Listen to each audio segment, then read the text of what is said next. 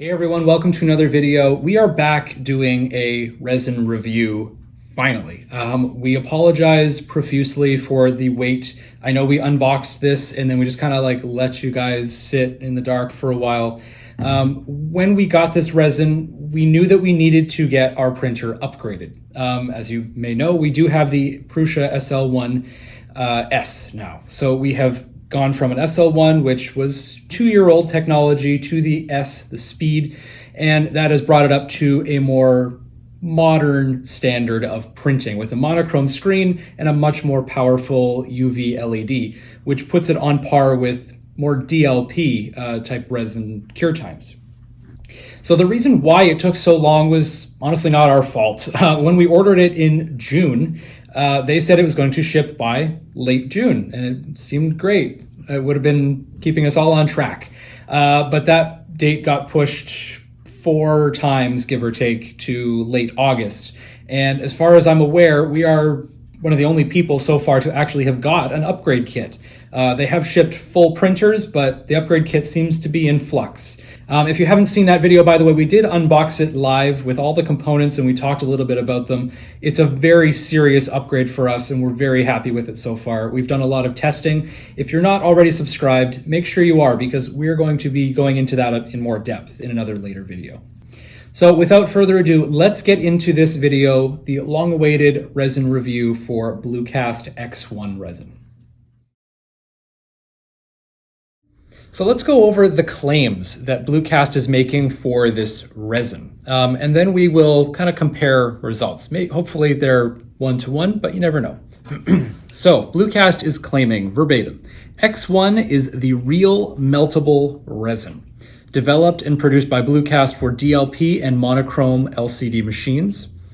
Thanks to the low temperature melting polymer, it ensures smooth surface finish and perfect lettering. What that basically means is if you're casting, say, a school ring, for example, it's got inset lettering or raised lettering, lots of embossed and debossed details and things like that. Because it's meant to be meltable, it's going to flow out of the model. It'll have no shrinkage, and you should be getting really good results. X-One was developed by BlueCast R&D in order to allow for perfect casting results with any investment and burnout cycle. It is toxic and carcinogen component free, very low VOCs, and negligible smell. This is all very lofty stuff, frankly. It's in very few words, but they're basically saying we're the best. And so far, honestly, our results have been really, really good. So let's go over some of the claims that we can verify so far. It does have very low odor. In our studio space, we haven't noticed an abundance of fumey smells or anything like that. The SL1S does have an activated carbon filter in it, but I mean, without that, I don't suspect there'd be too much of an issue. Moving on to the print quality, we kind of have a standard group of models that we like to print with, because they do feature aspects that this resin is claiming to do very well at. So for example, this skull, it doesn't have lettering in it, but it does have lots of embossed and debossed detail. We have lots of these snake earrings over here. They're full of scales, but they also have a smooth patch. Lots of very tiny things that need to come out really well for the printing to be considered successful. And I can happily say that this turned out really, really nice. But before we dive too far into that, I just want to show you the first print. So this one here, this is very, very fragile, by the way. This one, it looks like a mess, honestly. This is one of the first prints that we run. These are they're hollow balls, and the support structure that builds the majority of this design is 0.2 millimeters. We run this model mostly just to get a handle on the exposure time. What kind of exposure do we need without wasting a whole lot of resin? But something to note with this particular model, because it is so thin, it would be definitely more classified towards filigree, something that this resin does not handle very well. And it's actually written right here on the bottle.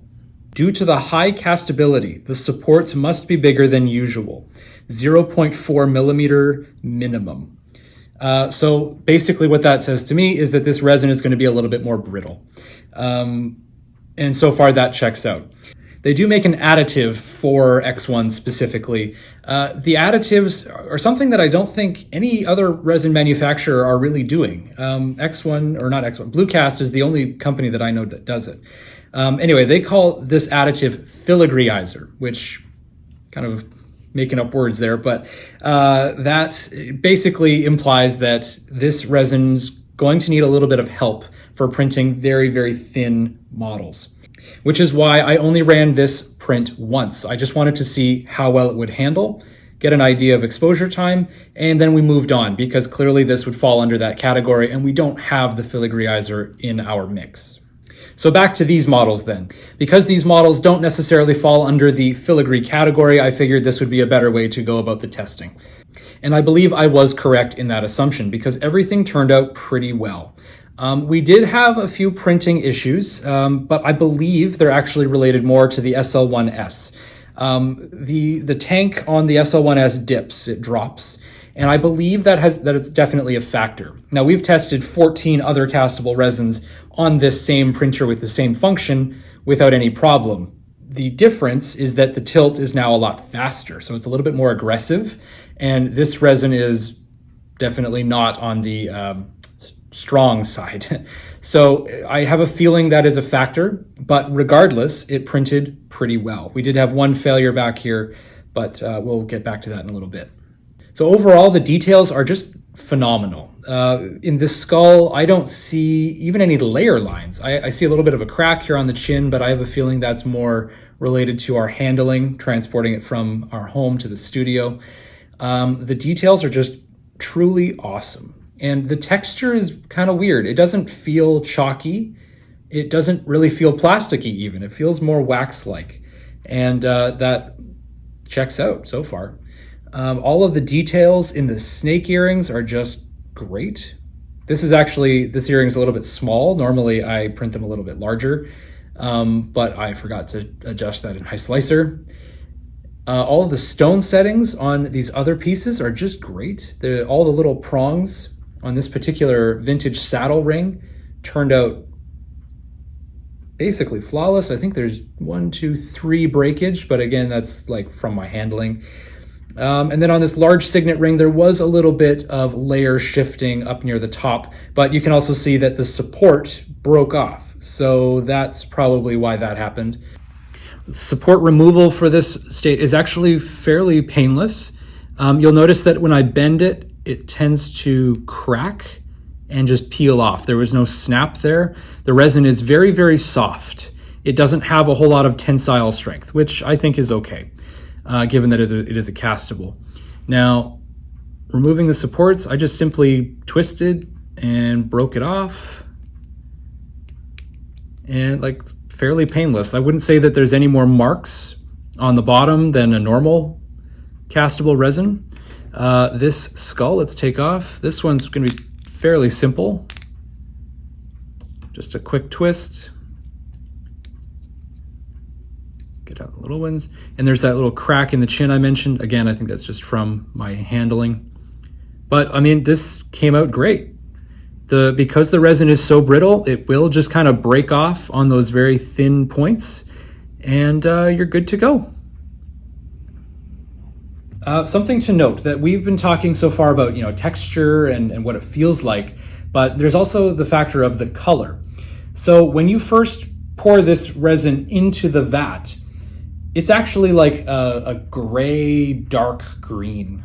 It's very, very almost black. And when it prints, the prints come out like a verdant, very forest green. And obviously, this is not that.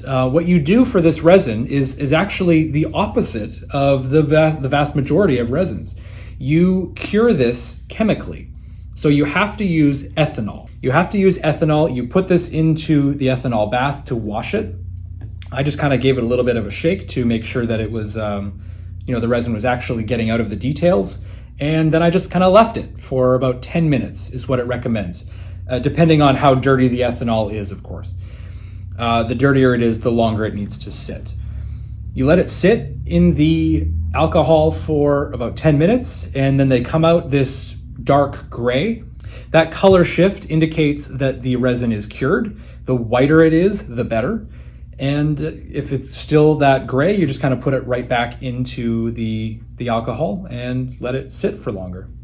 In any case, I just kind of left it until it got white, and I believe these are ready to cast. So we will be spruing these up, and I have very high expectations. I have a feeling it's just going to be perfect.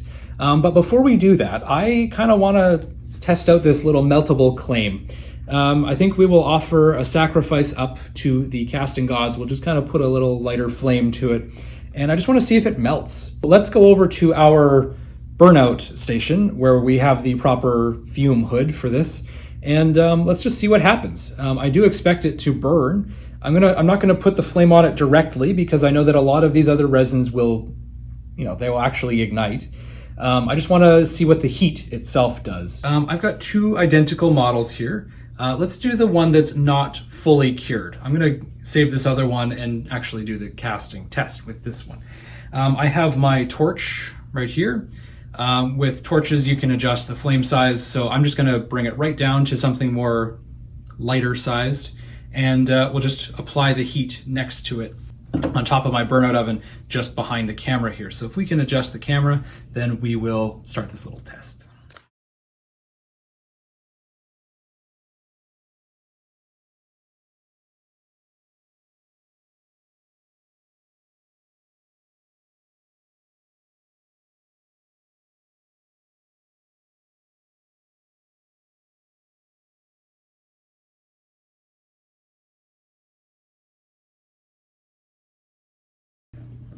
So that was a very interesting result. It didn't do exactly what I wanted it to do. I think the point between melting and ignition are very, very close together.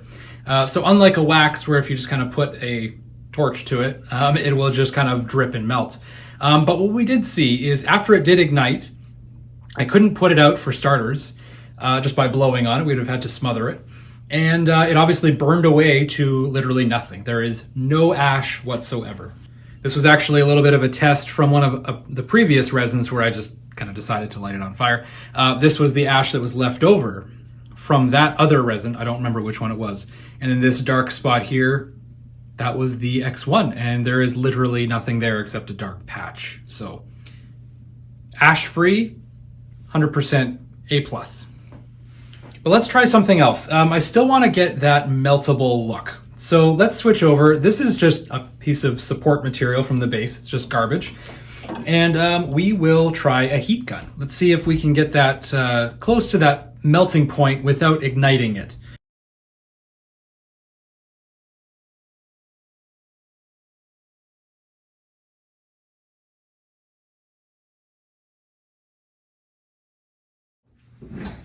So that was fun. The smell that's going on in the studio right now is kind of like akin to like a styrofoam. Maybe that's an indicator of what kind of low temp polymer is being used. Anyway, we saw some really interesting results there. So this ring, rest in peace, other ring. This one turned out pretty well. Like we tried to get that melt on with the flame, and it just wasn't going. Like I mentioned, I think the ignition and the melting point are so close together in terms of temperature that we would be hard pressed to actually get that to work with a naked flame anyway. Using the heat gun, I don't think the heat gun was able to get hot enough. We did notice some sagging and it did kind of scorch it. It started to make the plastic smoke. So we were pretty close, I think, with the heat gun, but just not quite there. So let's get you guys the casting results. I'm going to go sprue these up right away, and we will get back to you very shortly with those casting results. I'll see you in a little bit.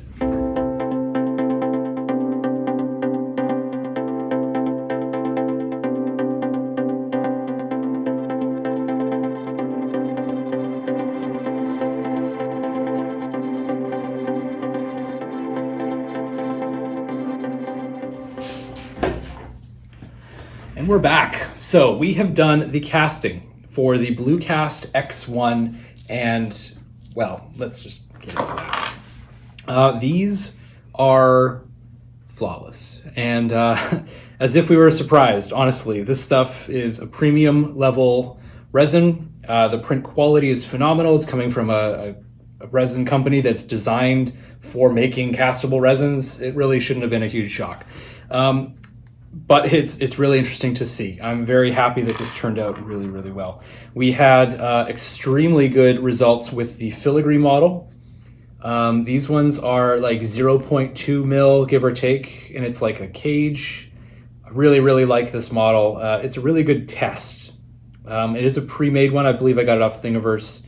Really, really like that one. We've got the saddle ring. These turned out flawless. You can see every single seat, like stone setting seat. All the holes are in place. Nothing has collapsed. I believe I see like two tiny prongs that I probably broke off. They look so clean. That was probably my bad. But other than that, like, this is seriously the best I've ever seen for this particular model. And this one, the stone setting, kind of more of a traditional wedding ring, I suppose. This ring I got off Thingiverse. I know that for a fact. This one turns out, again, flawless. I don't see any surface texture.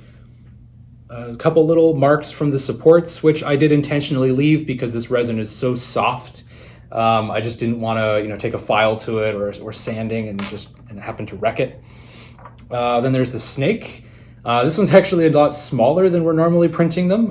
These are supposed to be for gauged ears, and this gauge would be, I don't know, really, really tiny. I'm up to a 2 gauge, and this would be about half that, so maybe an 8. And every single thing came out really, really beautifully. Like every scale, all the details around the face. The face has kind of like larger scales, more like plates. And unfortunately, because I printed upside down for the best results, that is a point where the supports touch. So a little bit of the detail gets muddied, but I mean, overall, it's just beautiful. And then lastly, the skull. Every single detail came out really beautifully. I can barely see print lines. See a tiny bit of texture on the top, but nothing that I can't sand away easily. Everything's 100% filled. It's just a beautiful cast overall. So in the end, beautiful work. I love the BlueCast resin. This X-One stuff is definitely going on our ranked list, rated very, very highly. Literally the only thing I can have against it is the special treatment that the resin needs to print successfully. So you need to heat it, preheat it, but they do have that little preheater index thing that I was freaking out about and I love so much. So that makes it easier. It requires the ethanol to properly cure. That's a little bit of a hassle if you're not already using ethanol. But I mean, we actually just switched to it away from something else, and we were able to source it cheaply. So I strongly recommend, if you're not already, maybe you can look into some alternative sources for that. The only other thing I could complain about is how soft the models are. Transporting them between your printer to your casting setup, it could get damaged. I definitely would take caution if you're going to be shipping them to a client or something like that. But I mean, all of those things can be overcome. So it's just minor little things, but overall, like, you have to have some concessions. You can't have a diamond hard resin that casts perfectly with stones in place magically you didn't put there or something ridiculous. There has to be concessions, and I believe this is a great resin to get into. Now they do mention the X-One that you can use any kind of investment you want, and I would believe them. Frankly, I believe you could get away with using something like Ultravest or just a normal wax-based investment. We stuck with Plasticast. That's just kind of our baseline. I use it for wax as well. So just so you know, we are using Plasticast with the middle ratio. So just to summarize, this resin does require some special treatment that you must consider before you go purchasing it, because if you don't have everything on hand, it will cause you some problems. But if you're set up or you're willing to get the setup properly, this resin prints flawlessly. It casts flawlessly. I strongly recommend it. So that's my take on this resin. I can't get enough of it. We're definitely going to consider putting BlueCast X-One in our rotation as one of our premium resins for just kind of super detailed things that we can only really afford to cast once. In my opinion, that is one of the signatures of a good product, is if it does the job once perfectly, it's worth every penny, even if it is priced at a much higher premium price point. So that's all I have to say about BlueCast X-One. Thank you very much for watching. If you're not already, feel free to subscribe so you don't miss. We're actually going to be doing 2 more from Resin Works very shortly in the near future that are going to be competing with this stuff directly, as they do have a high wax content. So that should be very interesting. We're also going to be reviewing on the opposite spectrum, the ultra budget level from Soraya. Just a heads up, though, that turned out really interestingly. I definitely recommend subscribing. And if you're feeling especially generous, we do have our merch bar somewhere around. I'm not sure where it's located on YouTube. You buy some of our t-shirts maybe, or we also have a membership program. So that's all for that. I will see you guys in the next video.